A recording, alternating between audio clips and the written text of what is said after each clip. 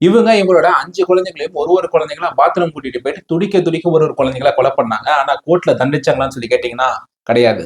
Andrea AIDS அப்படின்ற இவங்களுடைய husband June 20, 2001 அப்ப வேலைக்கு போறாங்க. இவங்களும் இவங்களோட 5 குழந்தையும் தனியா விட்டுட்டு வேலைக்கு போறாங்க. அவங்க வேலைக்கு போனதுக்கு அப்புறம் இவங்க என்ன நினைச்சாங்கன்னு சொல்லி தெரியல. ஒரு குழந்தைங்களா பாத்ரூம் கூட்டிட்டு போயிட்டு வீடியோ ஸ்டார்டிங்ல சொன்ன மாதிரி ஒரு குழந்தைங்களையும் முடிச்சிட்டாங்க. இது எல்லாமே நடந்ததுக்கு அப்புறம் இவங்களே போலீஸ்க்கு போன் பண்ணி நான் இந்த மாதிரி விஷயங்கள் பண்ணிட்டேன் அப்படின்னு சொல்லிட்டு போலீஸ்க்கு போன் பண்ணி சரண்டர் ஆனதுக்கு அப்புறம் போலீஸ் ஸ்டேஷன் கூட்டிட்டு போய் விசாரிக்கிறப்ப நான் ஒரு டிவி ஷோ பார்த்தேன். அந்த டிவி ஷோல வந்து என்னோட குழந்தைங்களுக்கு பேய் பிடிச்சிருக்கு அப்படின்ற மாதிரி விஷயங்கள் சொன்னாங்க.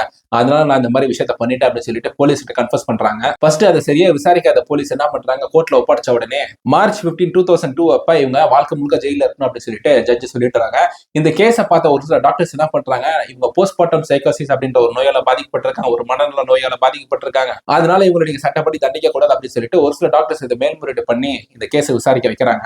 அதை விசாரிச்ச அந்த நீதிபதிகள் என்ன பண்றாங்க, ஜூலை 26, 2006 அப்ப ஆமா இவங்க போஸ்ட்மார்ட்டம் சைக்கோசிஸ் அப்படின்னு ஒரு மனநல நோயால பாதிக்கப்பட்டிருக்காங்க, அதனால இவங்க சட்டப்படி தண்டிக்க கூடாது அப்படின்னு சொல்லிட்டு நீங்க வாழ்க்கை முழுக்க ஜெயில இருக்க வேணாம், நீங்க போயிட்டு மென்டல் ஹாஸ்பிட்டல்ல ட்ரீட்மெண்ட் எடுங்க அப்படின்னு சொல்லிட்டு இவங்களை அனுப்பிச்சிடுறாங்க. இதை பத்தி நீங்க என்ன நினைக்கிறீங்க?